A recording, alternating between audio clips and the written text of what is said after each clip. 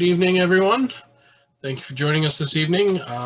We're going to have a fun presentation this evening, introducing us to Thomas and Mina Edison. As I said a little bit ago, we're going to do this as an interview style, but we're going to try and keep questions in a very regimented order. So public questions, please hold on to, and we will try to get questions answered off camera as much as we can if you have them, but currently we don't have time. We're not going to have time to do a public Q&A. But with that in mind, we'll get started, and I'd like to say good evening on this day in 1925. We are pleased to have as our guest Mr. Thomas Edison and his wife Mina. Mr. Edison is the world's foremost inventor who holds over 1,000 patents. Please welcome Mr. and Mrs. Thomas Edison. Thank you, Justin. It's a pleasure to be here, for Mina and I to be here with you this evening at the Highland Activity Center. And it's a pleasure for me to be back in Michigan. As you know, many of you know, I grew up in Port Huron, and so I always enjoy getting back to Michigan from New Jersey. Now, we don't have any speeches for you, but rather we understand that you have some questions about my inventions and our family, and so we'd like to answer those for you. Now, I like to be orderly, so we've asked that you number your questions, and I understand that's been done. Questions have been collected and numbered, and so we'll take them in order.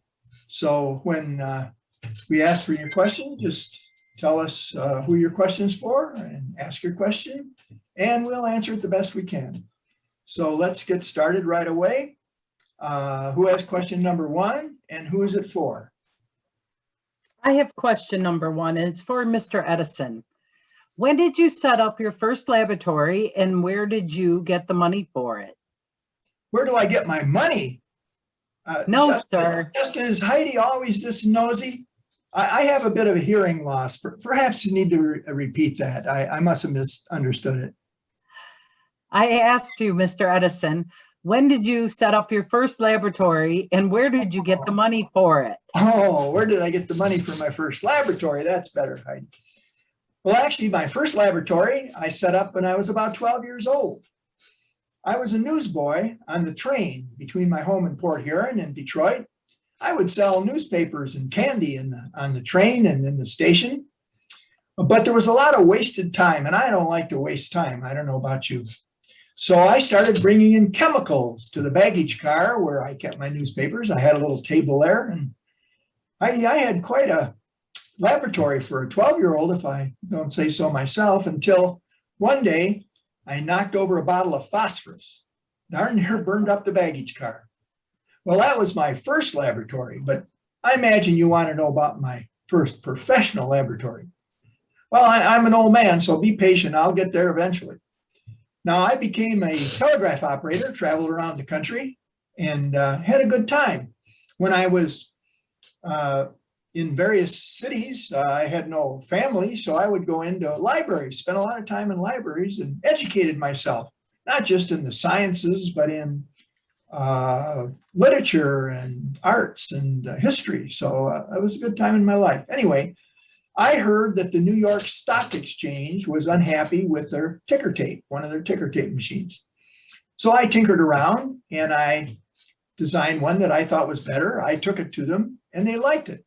They paid me a handsome sum, Heidi, for the ticker tape machine. And then I set up a company to manufacture them. So with that money, I set up my first laboratory in Newark, New Jersey. Well, we soon outgrew that, moved down the road a little ways to a place called Menlo Park, New Jersey. Some people said we had the finest scientific laboratory in the world there, with engineers and scientists and all the equipment we needed. So it was a wonderful time. Of course, that's where I invented the incandescent lamp. Now, as I get older, I have some reservations about that incandescent lamp. You see, anyway, they call me the Wizard of Menlo Park, and because I have so many inventions. But you don't see any pointy wizard hat on me, do you? No, I'm not a wizard. I'm just a man who likes to tinker. So that tells you about how I got the money for my first laboratory. And who has the next question, and who is it for? I'll take the next question, Mr. Edison. Thank you. I'd like to ask Mrs. Edison, will you tell us a little bit about your life before you met Mr. Edison? Yes, you want to know a little bit about me prior to meeting Thomas. Well, first of all, I was born in Akron, Ohio, the seventh child in a family of 11 children. My father, Lewis Miller, was a successful inventor, but he was also a very successful owner of a farm equipment manufacturing company that helped revolutionize agriculture and earned him a fortune. We were considered wealthy. I graduated from Akron High School, and I graduated with distinction. And I was honored to be asked to read at graduation an essay that I had written. Now, after graduation, I went to Europe to travel for a year, what was known in those days as the Grand Tour. It was often taken by many young people from affluent families such as mine. When I returned from my European trip, I went to Boston to study music and the classics with Miss Johnson's finishing school. And it wasn't too much longer after that that I met Mr. Edison. So thank you for that question. That was number 2, and who has number 3, and who is it for? I have number 3 question. It is for Mr. Edison. Can you hear me, sir? Yes. I think we Okay. have number 3, didn't we? Pardon me, that is, I'm asking Mr. Edison. Oh, sorry, Mrs. Edison. I need my glasses. Will you tell Mrs. Edison, would you tell us how you met Mr. Edison? Oh, you want to know how I met Thomas? Well, Yes. we met through family, friends, the Gilliland family in Boston. Mr. Gilliland, an inventor also. Thomas's first wife, Mary, passed away. And since he was a widower, the Gillilands would invite him to visit them periodically. Well, during one of the visits, Thomas happened to mention he would like to find a wife and mother for his children. So Mrs. Gilliland gladly acted somewhat like a matchmaker, and they would invite young ladies to visit and meet their famous guest. One time, they invited me. Later, I learned that Thomas was quite impressed with me at thinking I was very mature for my 20 years. Thomas is 20 years older than I am, so he was 40 to my 20, but I found him much more interesting than other eligible and much younger men who were interested in courting me. When I returned back to Ohio, he began corresponding, and he visited quite often, sometimes at Chautauqua, the Methodist Cultural Summer Camp in New York State that my father co-founded. And now, as you notice, Thomas has a hearing loss, so he taught me Morse code. One day on a road trip with some friends, he proposed to me by tapping out his proposal in my hand. And I responded by tapping into his, my yes answer, provided he obtained father's approval. Of course he did. And we were married the following February, less than a year from when we first met. Now, I often wonder, has anybody else ever been proposed to by Morse code? I don't see any hands rising up there. I think maybe someday I might, but I rather doubt it. So that's how we met and married. So thank you for that question. And now we can have number 4. And who is it for? I have a question for Mr. Edison. Mr. Edison, what was your favorite of all your inventions? What are my intentions? Well, they're honorable, of course. They're always honorable, Justin. Again, perhaps you need to repeat that. I don't know if that's the right question. Apologies, sir. Maybe I didn't quite enunciate well. What, Mr. Edison, was the favorite of all your inventions? Oh, my inventions, my favorite invention. That's better, Justin. Well, I would have to say it's a phonograph. That brought the musical arts to people throughout the world.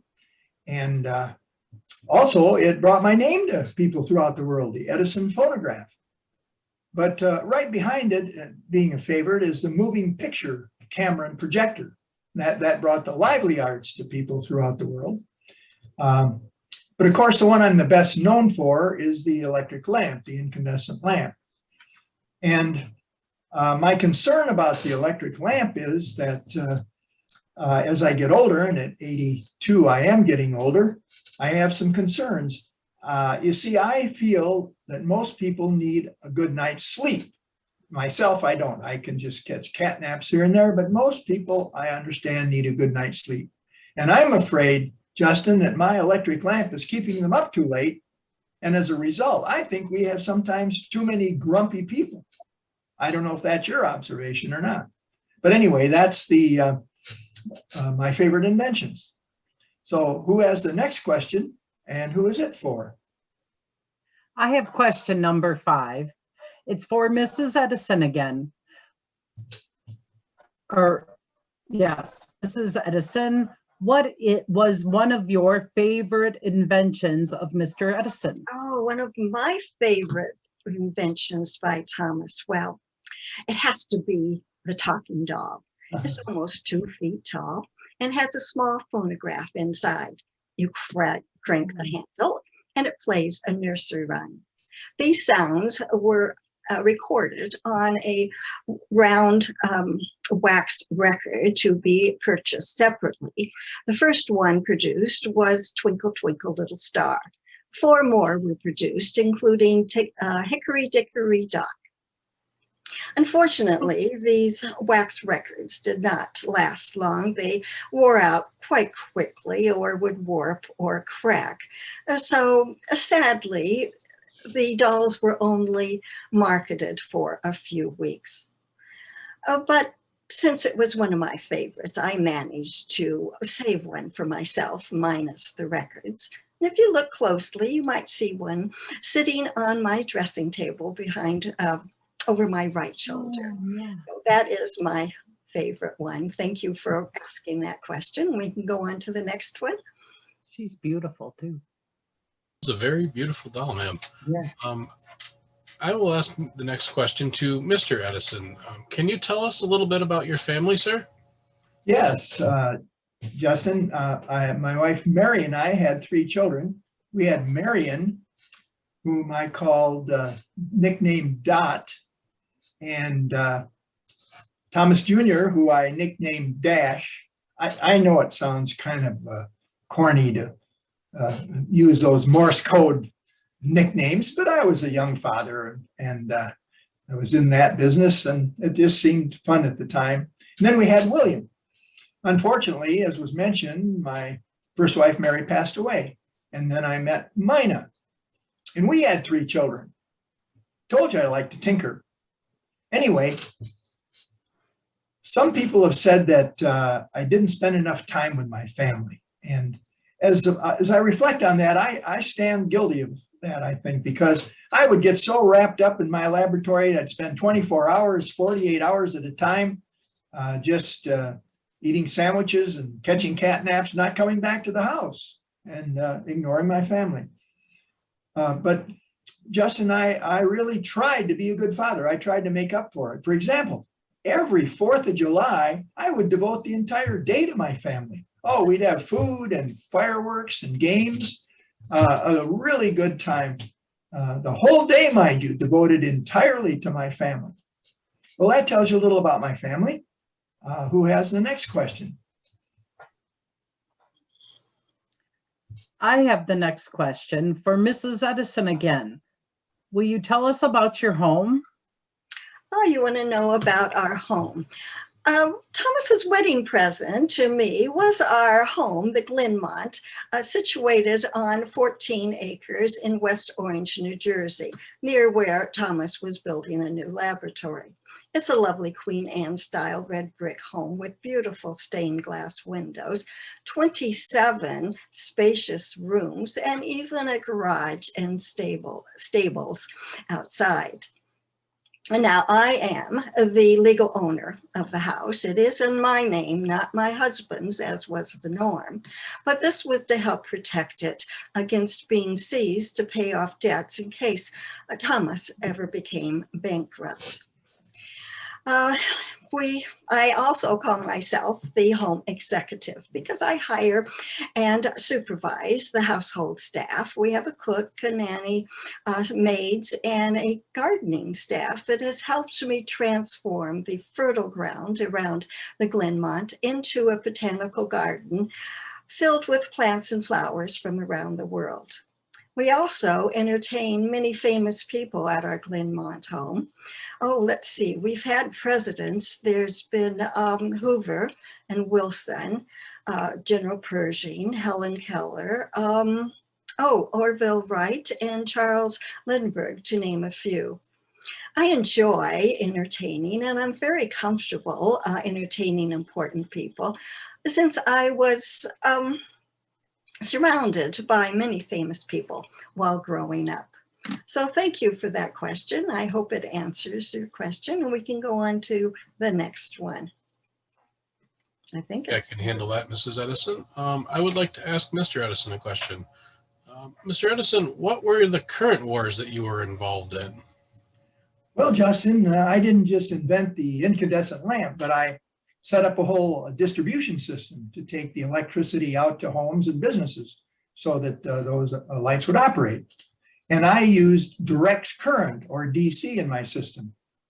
Well, another fellow, George Westinghouse, came along, and he developed another system using alternating current, or AC. Now, alternating current traveled faster and further and didn't require as many transformers and relay stations. So he thought it was superior. However, it was high voltage, and I thought it was very dangerous. So we both campaigned for our own type of current, and that's why they call them the current wars. I did some experiments to demonstrate the dangers of alternating current, but some of them have been described as a little gory. I'm not going to talk about those today. At any rate, I eventually sold my electric business, and it became General Electric. And so the General Electric engineers, though, found a way to make alternating current use less voltage and become less dangerous. And so, Justin, now we all use alternating current in our homes. And so you could say, I lost the current wars. So who has the next question?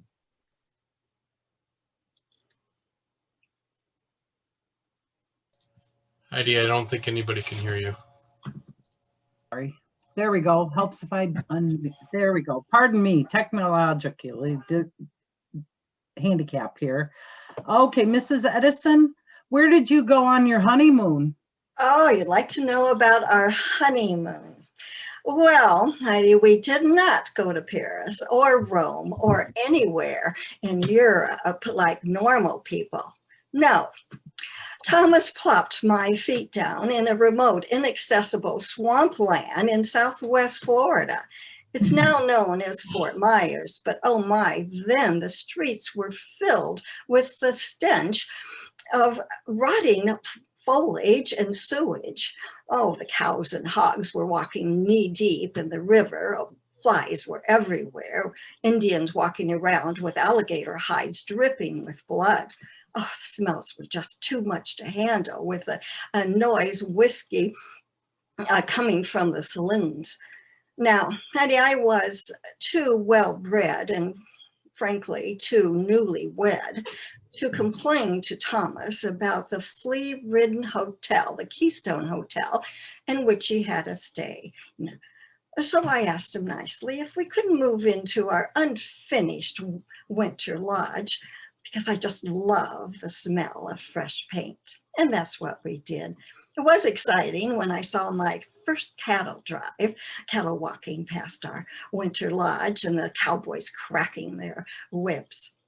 But in those early days, we were just trying to survive, and everything that we needed for a civilized life had to be shipped in. Oh, things like a piano, oh, an ice and fresh fruit, and oh, even clothes for the children.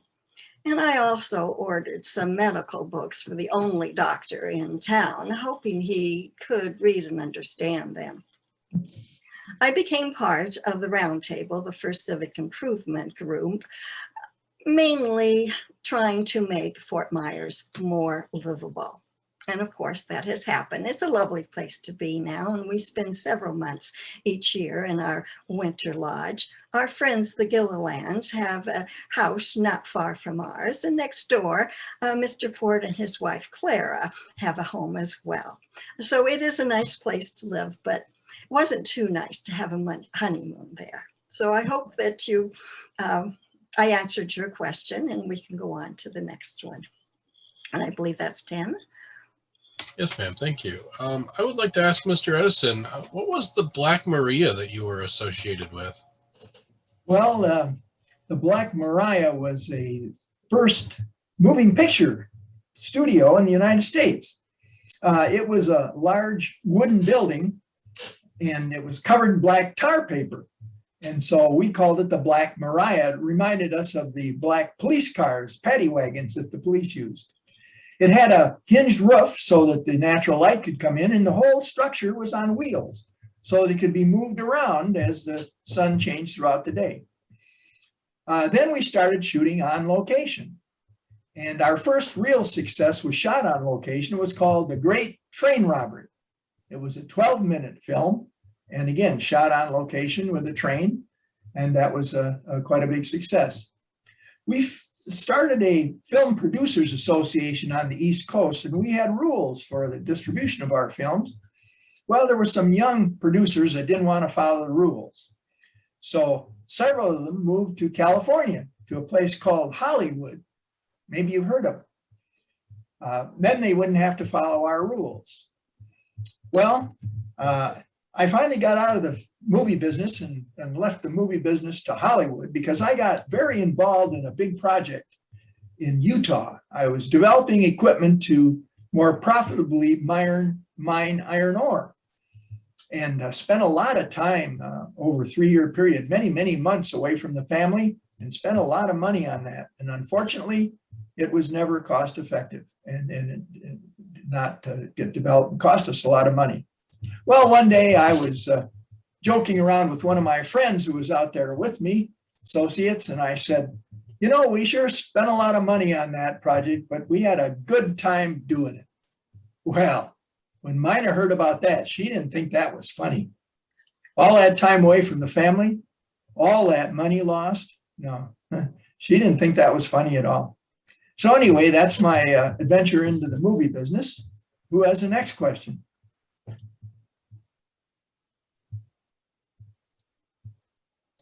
Heidi, we can't hear you. Mrs. Edison, what did you do while your husband was away so much? Oh, you do mean besides supervising the household staff and raising 6 children? Well, the latter has been a challenge, especially for Marion. She's only 8 years younger than I am, so she often tells me I'm too young to be her mother, but too old to be her chum. But I have found some activities to keep me busy while Thomas is away. Let's see, I volunteer and visit hospitals and other agencies and trying to improve the situation of those people that are suffering from unemployment, especially at Fort Myers. I helped organize the first community league of West Orange, New Jersey, and our goal was to meet the cultural and recreational needs of the community.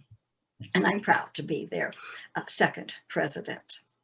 I'm the trustee of the Chautauqua Institute that I talked about earlier, that my father co-founded in New York. state. Oh, let's see. I'm also president of the Bird and Tree Club. Oh, it's one of my favorites.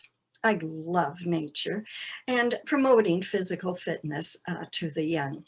Oh, I'm also active in the National Recreation Association. So you see, I do have some things to keep me busy while Thomas is away. However, I do miss him and wish he would be able to be home more often. Thanks for your question. And I think the next one is number 12. Yes, ma'am, that's correct. Mr. Edison, I understand that you go on an annual camping trip each year for a week or two with your friends, Henry Ford and Harvey Firestone. Why does a man of your age want to go camping? You say you want to go camping with us? Well, I'd have to check with Mr. Ford and Mr. Firestone, and of course with our wives. They go along sometimes. Again, would you please repeat that? I'm not sure that I heard that correctly. I'm sorry, sir. I understand that you like to go on an annual camping trip with those gentlemen, Mr. Ford and Mr. Firestone. Why does a man of your age want to go camping? Oh, why does a man of my age want to go camping? Well, John Burroughs, our friend, the naturalist, got us started on this. You see, to go on a vacation in a hotel or a resort when you're well known, you get no privacy. People want autographs and photographs, but out there we can enjoy nature. And John Burroughs teaches us a lot about nature. Now, Mr. Ford and Mr. Firestone, they like to get exercise. They chop wood and they hike.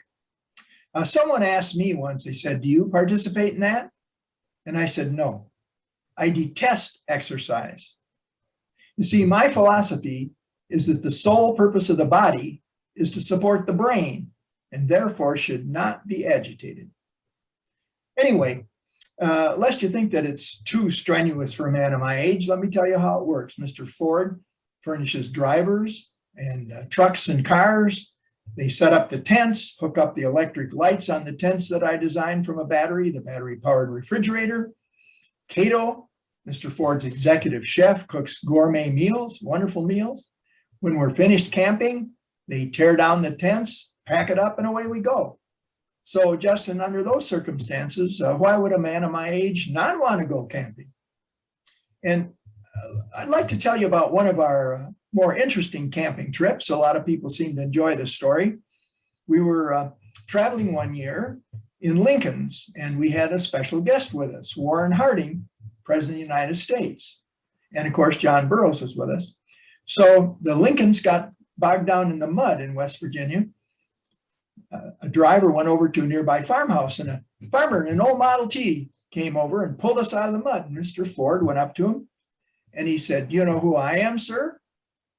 And the farmer just shook his head. He said, "I'm Henry Ford. My company made your Model T." Farmer just kind of looked at him.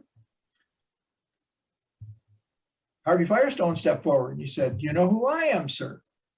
Farmer just looked at him. He said, "I'm Harvey Firestone, and my company made the tires on your Model T." And again, the farmer just kind of looked at him. He said, "And this fellow over here, that's Warren Harding, President of the United States." Well, just then, John Burroughs, who had a long white beard, stepped forward. He said, "You know who I am, sir?" Farmer took a good look at him, paused, and he said, "No, but if you're as big a liar as these other fellas, you're going to tell me you're Santa Claus." Well, about 2 weeks later, when a local Ford dealer delivered a brand new Model T to the farmer, I think he knew then whom he had met. Now, I have to tell you that some people say that this is a made-up story. But whether it is or not, it sure is a fun story, isn't it? So who has the next question? I do. And I am on number 13 for Mrs. Edison. How did you enjoy the camping trips? How did I enjoy the camping trips? Well, honey, before I answer that question, let me tell you about our first camping trip from our winter lodges in Florida to the Florida Everglades. As you heard, John Burroughs would go along to identify plants, animals, birds along the way. So I insisted the wives be able to go along. Actually, we are intelligent women and we could benefit from Mr. Burrell's knowledge as well as the men. Now, Clara Ford was a little apprehensive about going on this trip. She was afraid of snakes and alligators. So we didn't dare tell her about the panthers and the bears. Our two sons and Edsel Ford joined us as well. Well, on the first night of our camping trip, we had a terrible storm blowing over all of our tents and soaking everyone. The next morning, we had a vote and the majority wanted to go home the following morning. Now, thinking back on that trip, I'm surprised any of us would want to go on another camping trip again after that disaster. But we had some good laughs about it later, remembering how terrible the men looked in their soaked suits and how the women looked in their soaked long dresses. Oh, our son Charles wrote a limerick, and I was hoping someone would ask about our camping trips because I would have a copy of his limerick, and I will read it to you now. Consumption, pneumonia, and grip will be the result of this trip. We will all die together from the inclement weather. On the doormat of heaven will drip. So wasn't that clever of him? Well, the following year, the women did not go on the camping trip. Big surprise, right? But throughout the years, as the camping became more civilized, as Thomas mentioned, the women began to join them on the camping trips. Now, to answer your original question, do I like the camping trips? Yes, I do, very much. They're fun and educational. I especially enjoyed the one that President Harding joined us, and then the one to Vermont to visit President Coolidge's home. So thank you for asking that question. And we can go on to number 14, I believe. Thank you, Heidi. Thank you, ma'am. Mr. Edison, I'd like to ask you another question. I understand that you were involved in the automotive business. Is that true? Yes, it was, Justin. Oh, perhaps you'd like a little more detail. I'm sorry, I'm just joking with you. My sense of humor sometimes can be a bit obnoxious. That's what Mr. Firestone and Mr. Ford tell me sometimes on our camping trip. Anyway, I was convinced that electric powered vehicles were going to be the wave of the future. And so I designed batteries, and I had a nickel iron battery that I felt was much better than the lead acid batteries that they were using at the time. So I tried my battery out in a number of different manufacturers' vehicles, and it was working fine. Well, Mr. Ford approached me and he said, why don't we go together and build an electric vehicle using your batteries and my automobiles? And so we started on a wonderful design. But what happened in '08, Mr. Ford came out with the Model T. Now, by using the assembly line, he reduced the cost of that Model T and the price so low that it was just so much cheaper than the electric cars, which had always been more expensive than the internal combustion.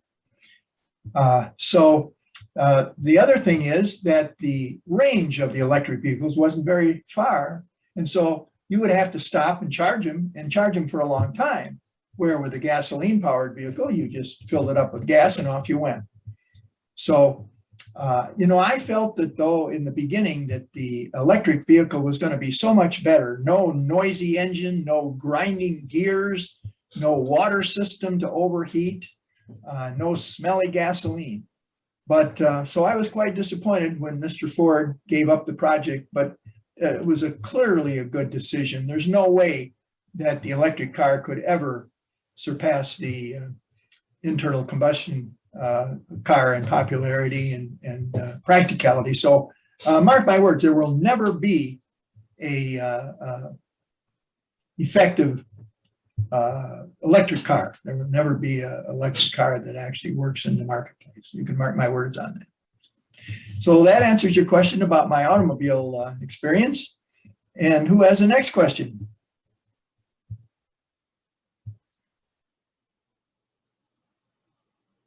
Oh, Heidi?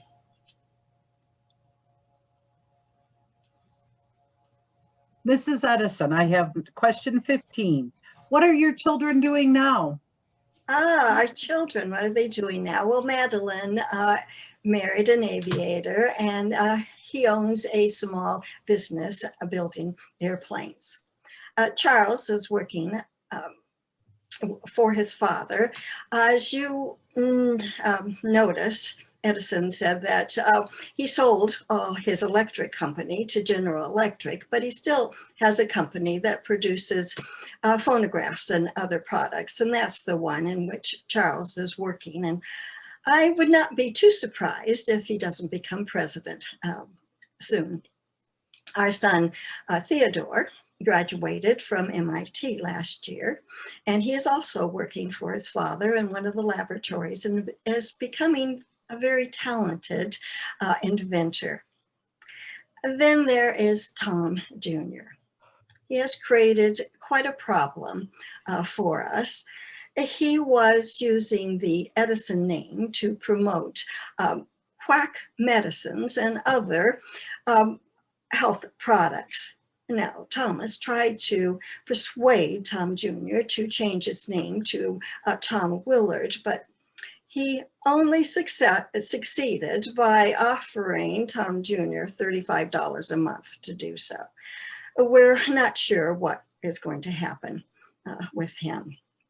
Our other two children, Marion and William, are leading more private lives and quiet lives. So that's how all 6 children, what are they doing now? So thank you for asking, Heidi. We can go on to number 16, I believe. Thank you, ma'am. Mr. Edison, I have a question for you. What do you think is an important personal characteristic which helped you become successful? Well, Justin, actually there are 2, and then they're very related, and it's patience and persistence. You have to be very patient to be an inventor. For example, it took us over 10,000 tries to get the right filament for the incandescent lamp. Now, people would say, how can you go on like that, failing time after time, almost 10,000 times without giving up? No, I didn't look at it that way. You see, every time one didn't work, I said to my group, we're one closer to finding the one that will work. And that's the attitude you have to have. So you have to have that patience and the persistence to keep at it. You know, many people overlook opportunity because it comes dressed in overalls and looks like work. As I've often said, invention is 1% inspiration and 99% perspiration.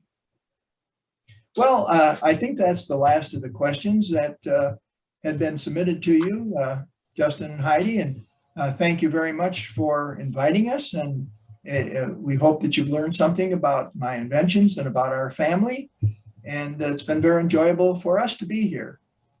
Now, I'm going to step out of character.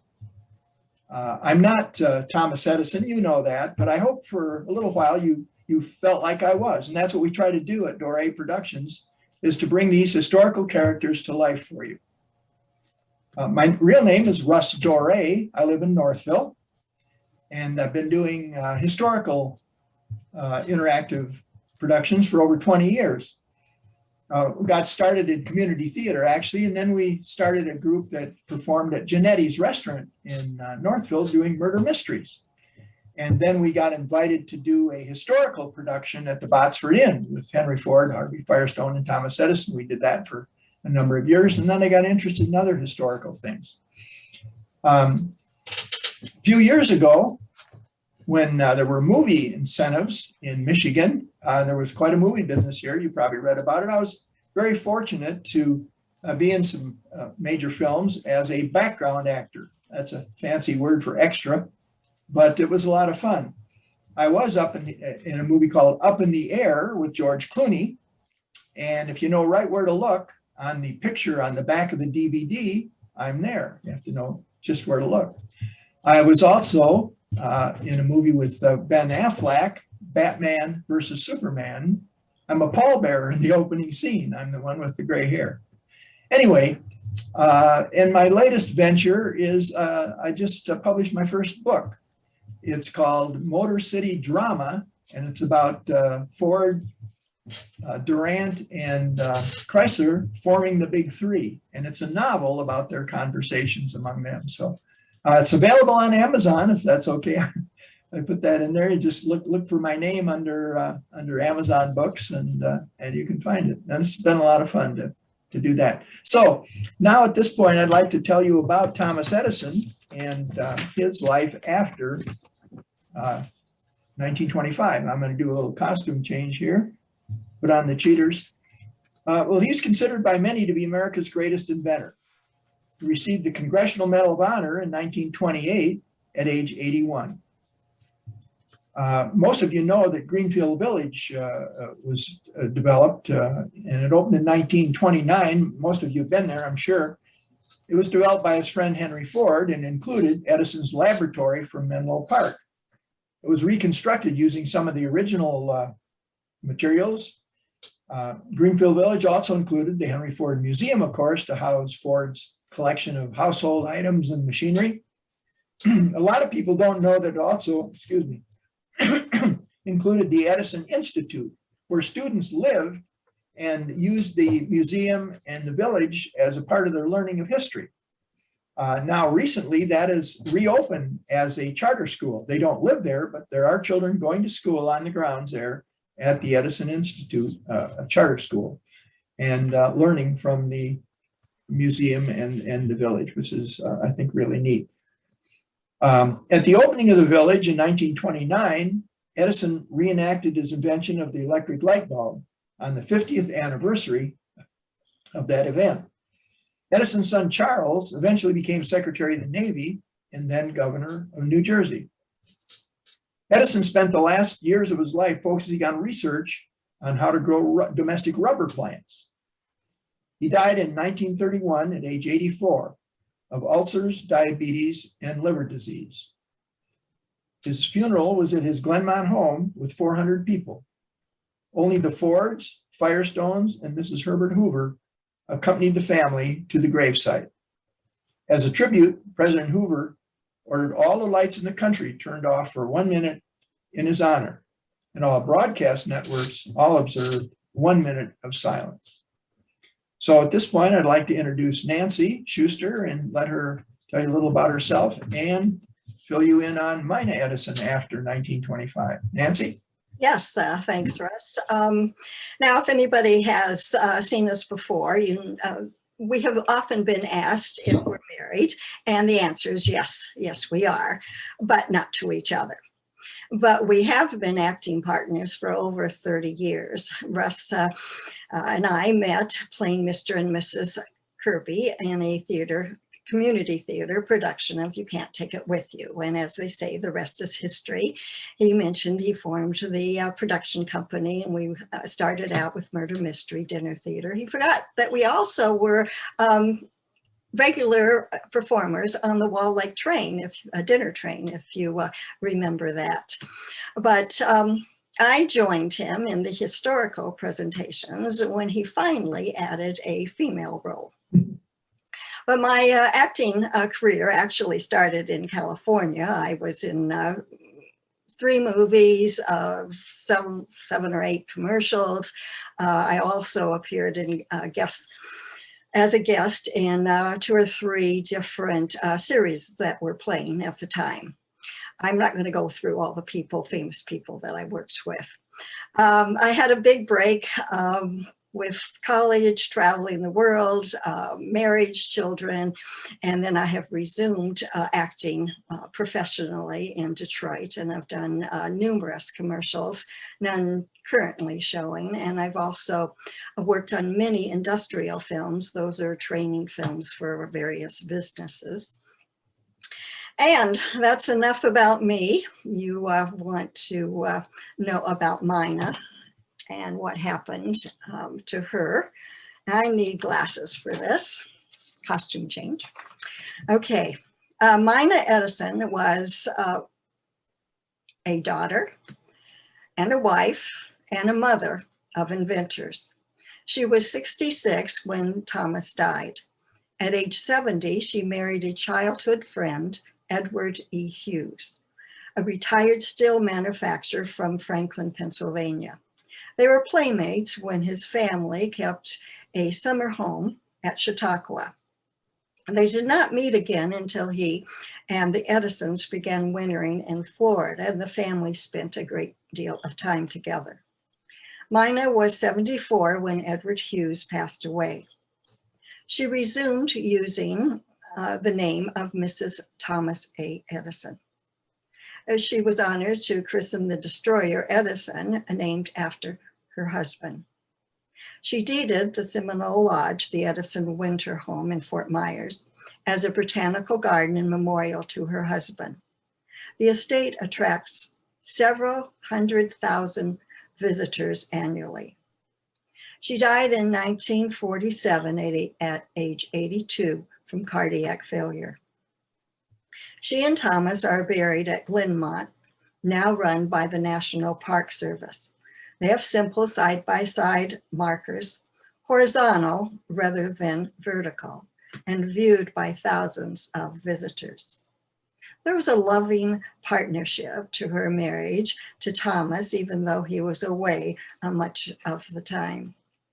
Mina came to understand Thomas's greatness and shielded him from distractions and annoyances that could sap his creative energies. Had she not provided such a nurturing environment for creative Thomas to dwell, we may not have enjoyed many of the advances that we created. So thank you for your attention. I hope you enjoyed it and perhaps learned a few things. And now I will turn over this presentation back to Justin. And thank you for having us here. Thank you for joining us. I'd like to thank you both, Russ and Nancy, for an entertaining evening. We appreciate your time and dedication to your craft. It was a very informative and entertaining time. Thank you. Thank you both. I would like to thank everyone else for coming and hope you all enjoyed it. We will be having more presentations coming shortly, but in the meantime, we hope you enjoyed this evening, and thank you everyone for coming, and I hope you have a good rest of your evening.